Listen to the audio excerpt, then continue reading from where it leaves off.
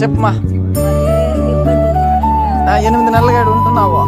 భోజనానికి ఉండేదానికి ఏమి ఇబ్బంది? ఒళ్ళు బాగాలేకపోయినా డాక్టర్ కాడ పిలుచుకుని పోయి సార్ చూపిస్తాడు.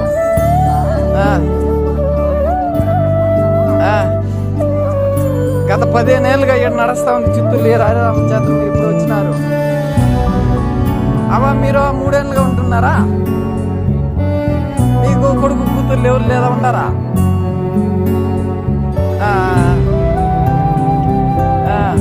మీకు కొడుకులు ఉంటారు, అయినా 3 ఏళ్ళుగా ఇక్కడ ఉంటున్నారు. మీ వయసు ఎంత?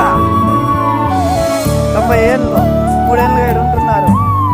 సరే, మీరు ఎన్ని ఏళ్ళుగా ఉంటున్నారా?